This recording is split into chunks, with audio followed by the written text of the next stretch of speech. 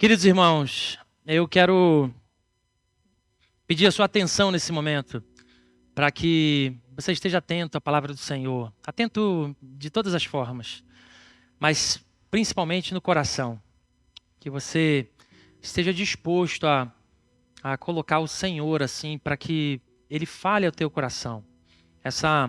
Quando nós nos debruçamos na palavra do Senhor, essa postura é muito importante, para que de fato o Senhor ministre ao nosso coração a palavra dele. Amém, queridos?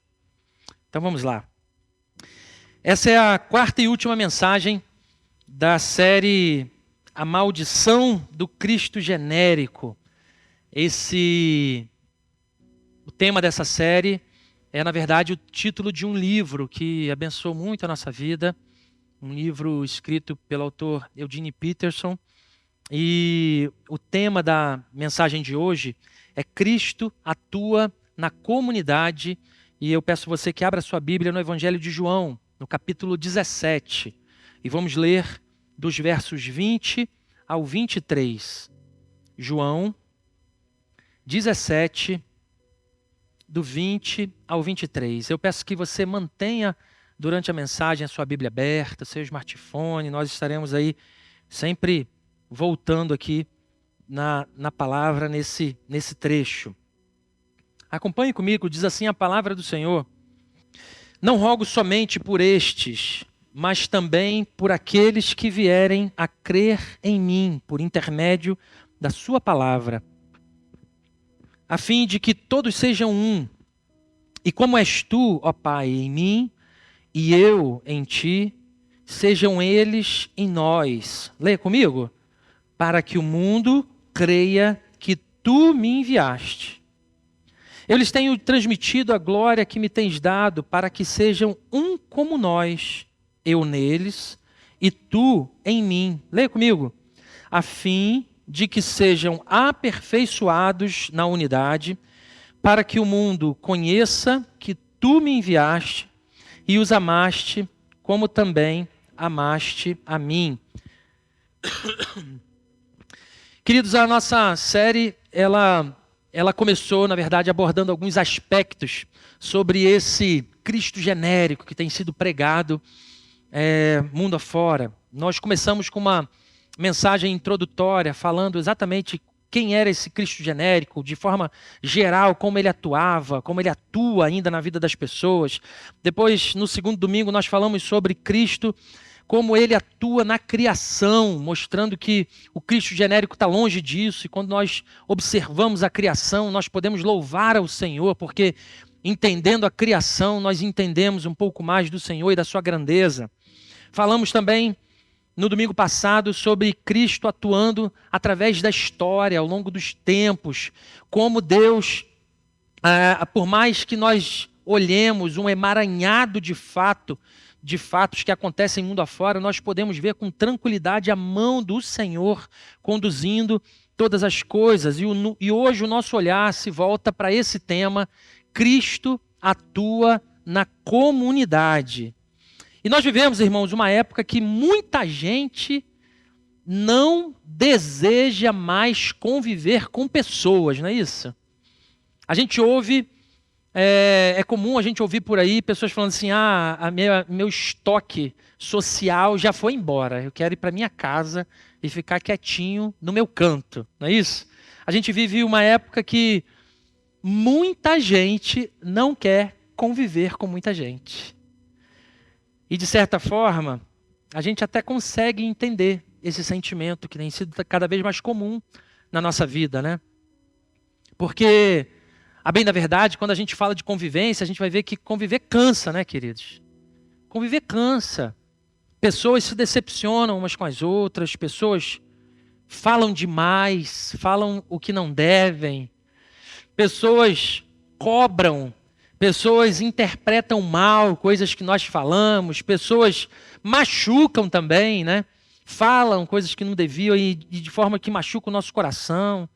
Pessoas têm opiniões difíceis, pessoas têm opiniões controversas, pessoas têm temperamentos difíceis, pessoas têm histórias difíceis. E depois de algumas decepções e passando por esse tanto de pessoas difíceis na nossa história, a gente começa a pensar assim, quer saber? Às vezes é melhor ficar sozinho, né?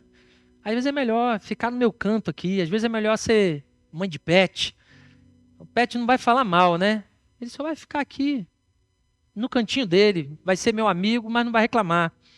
Então a pessoa se fecha, a pessoa evita conversas, a pessoa evita vínculos, ela evita compromissos, evita se envolver, evita depender de alguém para fazer alguma coisa. A internet está por aí para ajudar, inclusive, nesse processo, porque ela acaba tentando se resolver no modo social pela internet. De que forma? Eu não convivo com pessoas, então eu sigo pessoas. Ouço o que eu quero, filtro ao meu modo e vou seguindo a minha vida. E daí a pessoa que vai seguindo nesse modo de viver, ela começa a dizer: eu tenho Deus no coração, mas não quero igreja. Eu creio em Jesus, eu amo Jesus, mas eu não quero muito me envolver com crente. Envolver com crente é complicado, complicado. Eu gosto da palavra, eu creio na Bíblia, mas eu não quero esse papo de comunidade para mim. Outro vai falar o seguinte: não, eu faço tudo em casa. Eu faço minha devocional, eu faço meu culto. Eu faço minha devocional, abro minha Bíblia, eu oro. E quando eu quero, eu ouço um louvor, eu boto um louvor, fico ouvindo louvor em casa o dia inteiro. Até como a gente ouve isso, né? Fico ouvindo como louvor o dia inteiro. Mas conviver com pessoas já fica um pouco mais complicado. E só para ficar claro aqui, irmãos, eu não quero minimizar os fatos que de repente aconteceram, inclusive pode ser na sua vida, tá? Porque aconteceram na minha também. Muitas pessoas de fato foram machucadas. Muitas pessoas foram decepcionadas, assim, ficaram decepcionadas, foram ignoradas às vezes na igreja, passaram maus bocados na igreja em que frequentaram, de repente tem uma história de mágoa por trás disso, foram maltratados.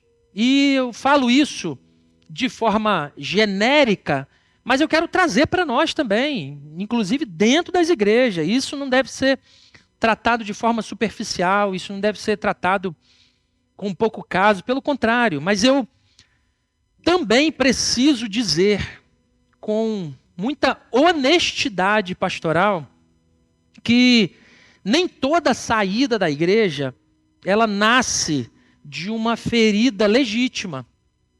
Às vezes, um irmão sai da igreja porque ele tem dificuldade de deixar de lado o seu orgulho. Às vezes pessoas saem da igreja porque elas querem ter o controle das coisas. Às vezes saem da igreja porque elas têm dificuldade em perdoar um irmão que magoou, um irmão que machucou, e saem agarradas na sua razão e vão embora. Às vezes pessoas saem da igreja porque elas não têm mais a disposição que tinha antes de caminhar com gente difícil. Tipo eu. Tipo você. Às vezes pode nascer esse desejo de uma preferência por o que a gente chama de uma espiritualidade mais confortável. Ou seja, eu não quero andar no modelo que criaram para mim. Eu não quero ser confrontado. Eu não quero ser contrariado. E quando eu ando em igreja, eu tenho que andar numa linha que eu não quero andar. E aqui começa a aparecer mais uma característica dessa maldição que nós estamos falando. A maldição desse Cristo genérico. Porque o Cristo genérico, ele permite você fazer tudo isso. O Cristo genérico, ele permite você ter uma espécie de religião sem pessoas difíceis. Ele permite você ter uma espécie de Jesus que não chama você a perdoar, chama você a amar, mas não vem perdoar, não. Chama você a amar as pessoas, mas sem esperar que você deixe o seu orgulho de lado. Chama você a amar pessoas, mas não se moldar um pouco, não ver que você também precisa tirar um pouco de espinhos do seu próprio corpo. Ou seja, o Cristo genérico, ele permite você ter uma fé de conveniência sem convivência. Mas, irmãos, definitivamente eu quero já começar dizendo aqui que esse não é o Cristo das Escrituras. Não é o Cristo que nós vemos aqui na palavra. E nesse texto que a gente lê, a gente está lendo um trecho, uma parte de uma oração de Jesus. Uma belíssima oração de Jesus que eu incentivo para que você leia e releia muitas vezes. E nesse contexto aqui, Jesus ele está prestes a ser crucificado, ele está prestes a ser preso. Se você entende bem esse contexto aqui, você vai se lembrar que Jesus, ele acabou de cear, ele saiu com os seus discípulos felizes, cantando, e foi para o monte, no monte que ele seria preso e mais tarde crucificado. Mas ainda ele está com aquele sentimento de que ele sabe que ele vai ser traído. Ele sabe que ele vai passar por aquilo tudo que ele passou. E nesse momento de maior tensão da sua vida, nesse momento que ele sabia, irmãos, exatamente o que ele ia passar, o que ele fez? Ele orou. Mas essa não foi uma oração qualquer. Jesus, nesse momento, podia orar por muitas coisas. Ele podia fazer aquela oração: afasta de mim esse cálice, Senhor. Não deixa com que esses homens subam aqui. Deus, quando Judas entrar aqui, que o Senhor tire a voz dele, tire os atos dele, que o Senhor reverta as coisas, que o Senhor feche as vistas desses homens. Mas ele não fez nada disso. Nessa oração, ele ora por mim e por você. Por mim e por você. Nessa oração, ele poderia orar por muitas coisas, mas ele resolveu orar por nós. E isso deve alimentar uma pergunta no coração: por quê? Né? Por que nesse momento de maior tensão da vida de Jesus, ele resolveu justamente orar por nós? E quando nós olhamos para esse trecho da oração, e eu vou olhar só para um pequeno trecho dessa oração, a gente vai notar algumas lições preciosas que eu gostaria de compartilhar com vocês hoje. E a primeira lição é que Cristo atua na comunidade, nos chamando da solidão para a unidade. Cristo atua na comunidade, leia comigo, nos chamando da solidão para a unidade. O texto diz lá: não rogo somente por estes, ou seja, não rogo somente por estes que estão por aqui, mas eu rogo também por aqueles que vierem a crer em mim por intermédio da sua palavra, a fim de que todos sejam um, e como és tu, ó Pai, em mim, e eu também em ti, sejam eles em nós. A primeira coisa que me chama a atenção nesse texto é isso, que eu já falei, é que Jesus ora por nós. Jesus está olhando para além daquele pequeno grupo de discípulos, né? E isso inclui a igreja nos tempos passados, isso inclui a igreja de hoje, isso inclui a segunda igreja presbiteriana de Macaé, isso inclui eu e você. E o pedido de Jesus aqui para o Senhor é muito claro. Ele ora por nós falando o quê? A fim de que todos sejam um. A fim de que todos sejam um. Perceba, irmãos, que Jesus não ora para que cada um tenha a sua própria espiritualidade. Jesus não ora por uma fé particular, uma fé isolada. Não ora uma fé que não tem compromisso com o outro. Ele não ora por uma fé individualista, ele não ora para que cada pessoa viva do seu jeitão com Deus. Ele ora por uma igreja que seja um corpo, ele ora por unidade da igreja. E isso é muito importante, porque mostra que a unidade da igreja não é algo secundário. Amém, queridos? A unidade da igreja, aos olhos de Jesus, é algo prioritário na vida do crente. A unidade do povo de Deus é uma preocupação, uma grande preocupação no coração do próprio Cristo. E isso precisa chamar a nossa atenção, irmãos. Às vezes a gente trata a comunhão como algo opcional, né? De que forma que eu estou querendo dizer isso? Nas nossas posturas como cristãos. Eu vou na programação, se der eu vou. Se der eu vou. Se eu gostar, eu fico. Se me agradar, eu sirvo. Se eu gostar do louvor, se eu gostar do jeitão dos irmãos, eu fico.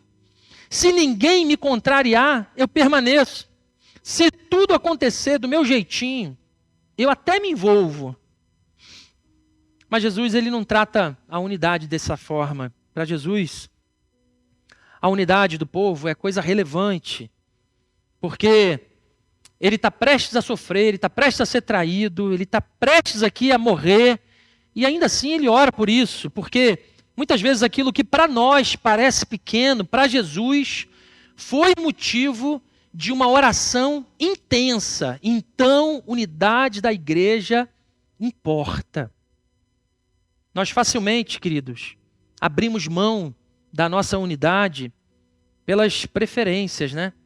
Nós abrimos mão da nossa unidade por causa do orgulho, por causa das mágoas que não foram tratadas, por causa do desejo, controle, por causa das fofocas, né, que acontecem, por causa das disputas, às vezes, por causa dos ministérios que desenvolvem e não tiveram o apoio necessário, enfim, irmãos. Diferenças de opinião, expectativas frustradas, falta de paciência de pessoas que estão caminhando, mas ainda estão num processo. E veja, Jesus ele não está aqui falando sobre concordar com tudo. Jesus não está falando disso aqui.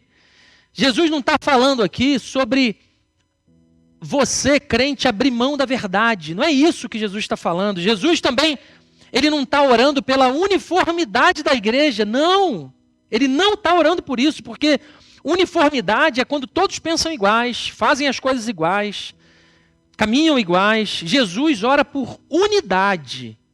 E isso faz diferença, porque unidade é quando pessoas diferentes são governadas pelo mesmo Senhor. Amém, queridos? Repare que Jesus diz que as pessoas viriam a crer nele por intermédio da sua palavra. Ou seja, ele está falando por unidade das pessoas que viriam a crer nele por causa da sua palavra. O que ele está querendo dizer é que a cola que deve acontecer aqui no nosso meio, que deve gerar a nossa unidade, é a palavra do Senhor. O que deve gerar em pessoas tão diferentes a cola necessária para que nós sejamos capazes de andar em unidade é a palavra do Senhor. Ou seja, a nossa cola não é por causa de preferências humanas, não é por causa de afinidades sociais, não é por causa de personalidades parecidas, não é por causa da capacidade que cada um pode gastar de tempo, de dinheiro, nada disso. A unidade, ela acontece em torno da palavra de Deus, e por isso uma igreja verdadeiramente unida não é uma igreja onde ninguém discorda de nada, é uma igreja onde Cristo é maior do que as nossas diferenças. Amém, queridos? A unidade da igreja caminha desse lado, sabendo que Cristo é maior do que as nossas diferenças. E sim, irmãos, Cristo é maior do que as nossas preferências. Cristo deve ser maior do que as nossas mágoas, do que o nosso orgulho. Cristo deve ser maior do que o nosso viés político. Cristo é maior do que a nossa vontade de desistir das pessoas. Cristo é maior do que o nosso desejo de ficar sozinho. E aqui a gente precisa, mais uma vez, trabalhar com honestidade aqui com vocês. É que a unidade que Jesus ora, essa unidade que Jesus ora, que não é uma unidade de conveniência, ela é uma unidade que aponta para uma morte nossa. Essa unidade, ela precisa, para acontecer, que o nosso ego morra. Para que essa unidade aconteça, nós precisamos entender que precisamos carregar uma humildade necessária para pedir perdão de vez em quando. De termos coragem para a gente fazer uma reconciliação. Essa unidade que Deus prega, que Jesus prega para nós, é uma unidade que precisa estar revestida de paciência para lidar com as pessoas difíceis que se aprontam e estão no nosso caminho, caminhando conosco. Essa unidade, ela exige maturidade de nós para não transformar cada incômodo que você acha pelo caminho em motivo de afastamento. Essa unidade que Jesus espera de nós, ela exige de nós um amor para permanecer quando o mais fácil, quando o mais cômodo, mais conveniente é ir embora. Porque se depender apenas de nós, irmãos, se depender apenas de mim, é muito mais fácil ir embora. É mais fácil.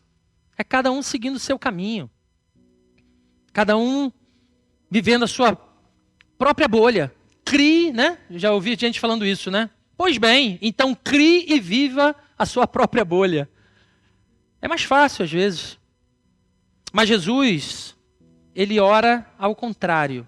Jesus ora contra o nosso isolamento. Jesus ora contra o nosso individualismo. Jesus ora contra a nossa tendência de transformar a fé em uma experiência privada. Jesus ora para que sejamos o quê? Um. Jesus ora para que sejamos o quê, irmãos? Que sejamos um no Senhor. E aí ele continua, lá no verso 21, olha o que diz lá. E como és tu, ó Pai, em mim e eu em ti, também sejam eles em nós.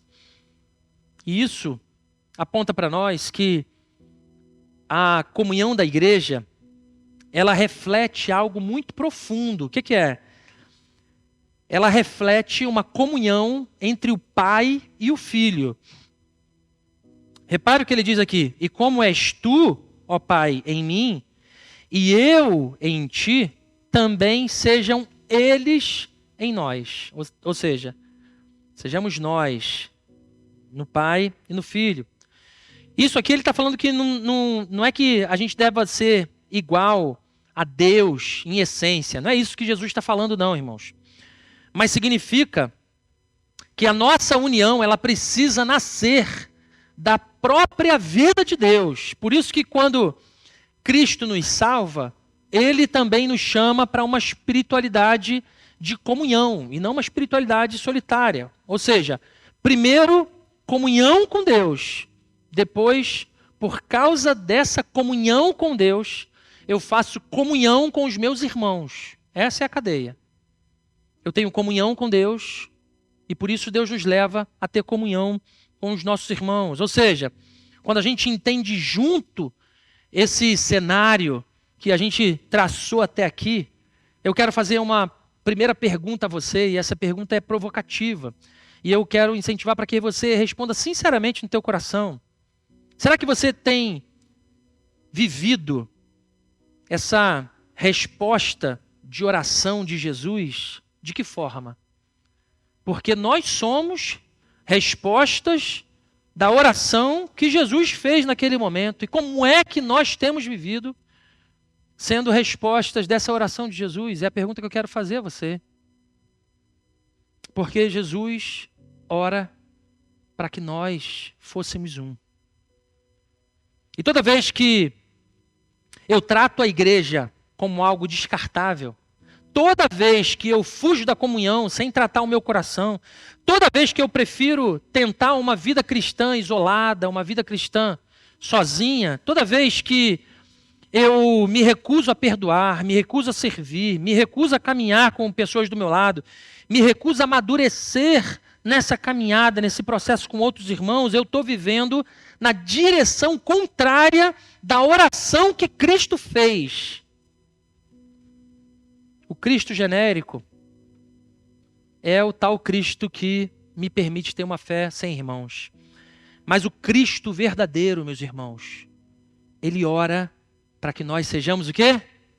Um. Sejamos um. Cristo atua na comunidade, nos chamando da solidão para a unidade. Mas a gente continua aqui na parte 2 do verso 21 até o verso 23.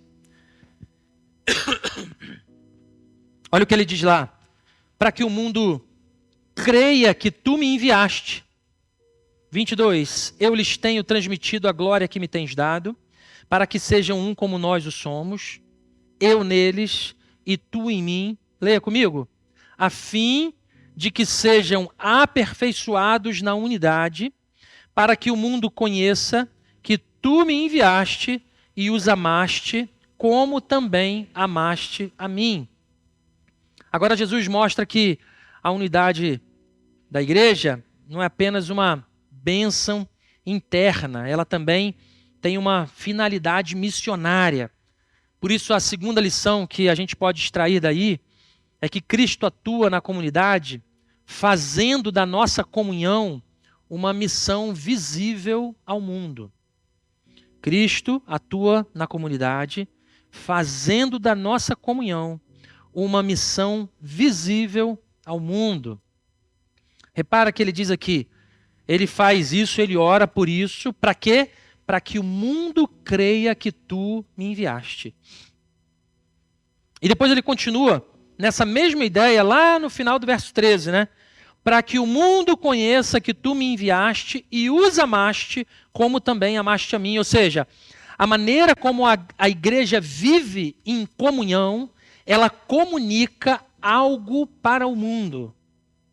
Eu vou repetir. A maneira como uma igreja vive em comunhão, comunica algo para o mundo. Ou seja, a unidade da igreja é uma pregação visível do Evangelho de Cristo. A igreja que prega com palavra, mas que também prega através da sua vida comunitária. A igreja anuncia o Evangelho com os lábios, mas também confirma esse Evangelho na forma como os crentes vivem, na forma como os crentes amam, na forma como os crentes se relacionam. E isso não significa que o mundo vai crer simplesmente porque a gente se comporta bem. Não é isso que eu estou falando, tá, irmãos? Porque nada vai substituir a pregação do Evangelho. E a própria palavra diz que a fé vem por meio da palavra. Mas Jesus está dizendo aqui é que a unidade do povo de Deus, ela se dá pelo testemunho da realidade da missão do Filho. E quando a gente fala sobre isso, eu tenho certeza que vários de vocês aqui se lembram da igreja primitiva, não é isso? Da igreja de Atos. Porque lá em Atos aconteceu exatamente isso. Diz lá que a igreja primitiva, os primeiros irmãos que começaram a se reunir, eles perseveravam na doutrina dos apóstolos, eles se reuniam de casa em casa, eles tinham comunhão, isso acontecia no partir do pão, nas orações, e aí o texto vai avançando até que ele fala o quê? Que eles contavam com o quê? Com a simpatia do povo. E fala mais ainda, que eles contavam com a simpatia do povo, e Jesus ia acrescentando outros tantos dia a dia. Ele ia acrescentando os que iam sendo salvos. Através desse sistema, eles compartilhavam o pão, eles tomavam café juntos, eles viviam juntos, compartilhavam a palavra do Senhor, eles viviam em unidade, eles visitavam as casas uns dos outros. Isso chamava a atenção da comunidade à volta. Os outros se olhavam para isso com admiração. E dia a dia, o Senhor, não eles, o Senhor ia acrescentando àquele grupo os que iam sendo salvos. Irmãos, a unidade da igreja é uma pregação visível do Evangelho de Cristo. Uma igreja dividida, uma igreja fria, uma igreja cheia de disputas, uma igreja cheia de vaidades, uma igreja cheia de panelinhas, uma igreja cheia de ressentimentos, uma igreja cheia de indiferença, ela pode seguir a doutrina plenamente. Ela pode pregar a palavra fielmente, mas ela não vai ser capaz de dar o testemunho que o mundo precisa. Amém, queridos? Ela não vai ser capaz disso.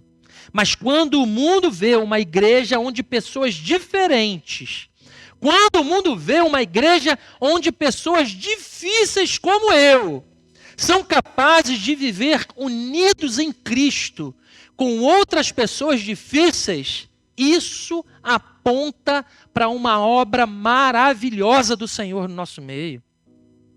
E por isso a gente deve lutar, meus irmãos. Jesus continua na sua oração, lá no verso 22. Eu lhes tenho transmitido a glória que me tens dado, para que sejam um como nós o somos. Ou seja, quando Jesus compartilha a sua glória com o seu povo, ele está formando uma comunidade que aprende a viver com o próprio padrão que ele nos ensina. O padrão do amor de Jesus.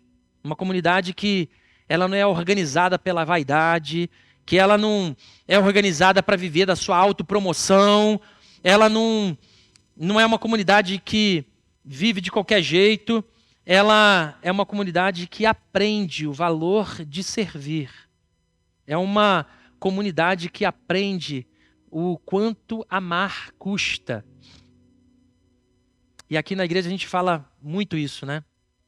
Quando nós olhamos para os problemas, quando nós olhamos para as situações, quando nós olhamos para as diferenças entre pessoas, eu sempre repito uma frase, quem está caminhando mais próximo comigo sabe bem disso. Porque amar custa caro. Amar custa caro. Amar dá trabalho. Amar dá trabalho. Por isso que Jesus continua no verso 23. Olha o que ele diz. Eu neles e tu em mim, a fim de que sejam aperfeiçoados na unidade. Aperfeiçoados como, irmãos? Aperfeiçoados como? Na unidade. E essa frase é preciosa, irmãos. A fim de que sejam aperfeiçoados na unidade. A unidade da igreja, ela não nasce pronta. Ela é aperfeiçoada. É assim. Essa é a nossa caminhada. Isso significa que a comunhão cristã, ela sempre caminha num processo. Ela sempre vai sendo aperfeiçoada. Ou seja, enquanto a gente se propõe a viver como igreja, nós estamos sendo trabalhados por Jesus, nós estamos sendo amadurecidos pelo Senhor, nós estamos sendo corrigidos pelo Pai, nós estamos sendo curados das nossas dores, dos nossos traumas, dos nossos sentimentos, das nossas picuinhas. Nós estamos sendo santificados pelo Senhor, nós estamos aprendendo como se deve amar de verdade. Bem-vindo à igreja. Isso deve aliviar o nosso coração e nos livrar de alguns erros. O primeiro erro é o erro de idealizar um povo que caminha quase que perfeitinho, né? Quem idealiza a igreja assim, irmãos, começou bem mal. Começou muito mal. E nós não somos diferentes, a gente está longe disso. A igreja é povo de Deus, sim, mas ainda formada por pecadores em processo. A igreja é corpo de Cristo, sim, mas ainda carrega membros feridos, ainda carrega crentes imaturos, ainda carrega pessoas necessitadas da graça de Deus. E por isso quem procura uma igreja sem problemas vai se decepcionar. Em qualquer igreja. E esse é um primeiro erro. O segundo erro é de usar a própria imperfeição da igreja como desculpa para a falta de amor. Ou seja, já que ninguém é perfeito, então tudo bem viver de qualquer jeito. Entendeu o que eu quero dizer? Já que está todo mundo pecando aqui, então entremos na ciranda do pecado e pecaremos todos juntos. Não é isso.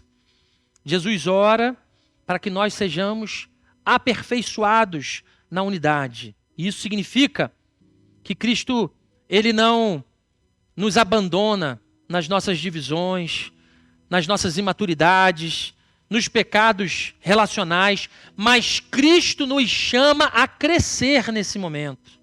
Cristo nos chama a amadurecer nesse momento. Se você está entendendo isso, meu irmão e minha irmã, diga amém. Vocês estão comigo, gente? Amém? Ou seja, somos chamados à unidade. E em unidade, nós somos chamados a amadurecer. O amor precisa amadurecer. A paciência precisa amadurecer. A forma como a gente lida com conflitos precisa amadurecer. A forma como nós falamos uns com os outros precisa amadurecer. A nossa disposição em servir e nos sacrificar precisa amadurecer. A nossa capacidade de perdoar o próximo precisa amadurecer. E talvez você não perceba isso, mas tudo isso, irmãos, tem relação com a missão de Cristo. Todas essas características têm a ver com a missão de Cristo, porque Jesus diz que nessa unidade, assim como a gente incorre em erros, nessa unidade, ela aponta, quando bem praticada, ela aponta verdades para o mundo. Ele diz, lá no verso 23, que o Pai enviou o Filho e que o Pai amou o seu povo como amou o seu Filho. É isso que ele diz lá. Que o Pai enviou o Filho e que o Pai amou o seu povo assim como amou o seu Filho. E isso é muito forte, irmãos. Isso é muito forte. O mundo deve olhar para a igreja e perceber, através dessa unidade, que ali existe um amor que não é capaz de ser explicado. E isso é bonito demais, irmãos. Quando as pessoas olham para nós e falam assim, mas gente, olha lá, como é que pode? O Cleidson caminhando com o Alker, caminhando com o Fernando, caminhando com o Daniel, caminhando com o Quito, pessoas tão diferentes umas das outras. Que cola é essa que eles têm? Que mistério é esse que é capaz de unir gente tão diferente? E essa é a missão da igreja diante do mundo, meus irmãos. A nossa missão não é uma fábrica de eventos, nós não somos isso, pelo contrário. A nossa vida comunitária não é apenas fazer atividades, não é apenas abrir as portas aos domingos, não é apenas ter uma agenda movimentada para que as pessoas venham e voltem para suas casas. E isso precisa nos confrontar de fato, de uma forma profunda e sincera, porque às vezes a gente quer que o mundo creia na nossa mensagem, mas a gente não quer tratar as feridas da nossa comunhão. Nós queremos evangelizar, nós queremos pregar de Cristo, mas a gente tem dificuldade em perdoar o nosso amigo, o nosso irmão. A gente quer crescer em números, a gente quer que esses bancos aqui estejam completamente cheios, mas a gente não quer amadurecer relacionalmente. A gente quer alcançar os de fora, mas a gente não quer ter o mesmo cuidado com os de dentro.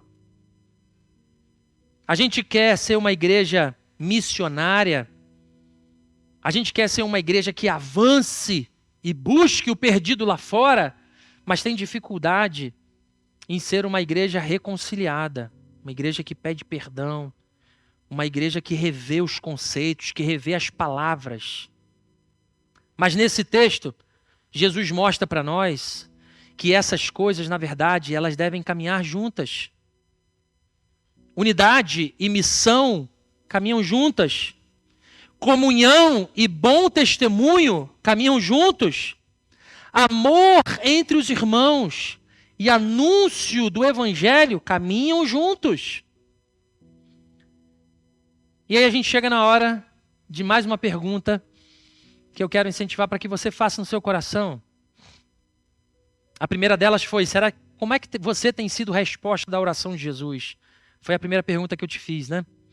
A segunda pergunta é a seguinte: que mensagem a sua vida comunitária tem anunciado para o mundo? Que mensagem será que a sua vida comunitária tem anunciado para o mundo? Eu queria que você respondesse para você, meu irmão e minha irmã, de forma sincera mesmo, e diante de Deus isso. Qual é o recado que a sua vida comunitária tem mostrado para o mundo? Porque quando as pessoas olham para a sua forma de viver, o evangelho, de conviver como igreja, será que elas enxergam Deus de que forma? Quando As pessoas veem a forma como você lida com as diferenças de conflito, com as opiniões diferentes, com os pecados que aparecem. Será que elas percebem Cristo em você ou um gênio difícil? Quando observam a nossa comunidade, eu falo aqui especialmente para a nossa igreja, para a Segunda Igreja Presbiteriana de Macaé, será que elas veem só mais um ajuntamento religioso? Ou de fato elas enxergam em nós uma família sendo formada por meio do Evangelho? Porque o Cristo genérico, ele permite uma igreja de consumidores religiosos. Uma igreja que chega aqui domingo à noite, senta e vai embora. E toca a vida normalmente, como se nada acontecesse. E no domingo que vem à noite, chega aqui, senta e vai embora. Mas o Cristo verdadeiro, ele deseja que sejamos uma comunidade missionária. Uma comunidade que vive para que o mundo creia. Uma comunidade que amadurece justamente através da unidade. Uma comunidade que torna conhecido o amor de Deus pelo jeitão de sermos uns com os outros. E não é por acaso que o tema da nossa igreja, qual é esse ano, irmãos? Quem se lembra aí? Cristo em nós, esperança para o mundo. Esse é o tema desse ano da nossa igreja. Cristo em nós, esperança para o mundo. Irmãos, então nós chegamos ao final dessa série. E de coração, o meu desejo é que de fato nós sejamos uma esperança para o mundo. Que em nome de Jesus, além de uma frase bonita, uma frase de impacto, essa seja uma realidade no nosso meio. Irmãos, eu quero fazer um apelo a você. Eu quero fazer um apelo ao teu coração. Você que tem de repente dificuldade de perdoar. Você que tem dificuldade de controlar o seu eu. Você que tem dificuldade, às vezes, nas palavras pesadas. Você que tem dificuldade em lidar com quem tem as palavras pesadas. Irmãos, Deus nos chama à unidade em nome de Jesus. O Senhor nos chama à unidade. E que nós, irmãos, lutemos por essa unidade para que o nome do Senhor, a palavra do Senhor, seja vista através de nós. Amém, queridos?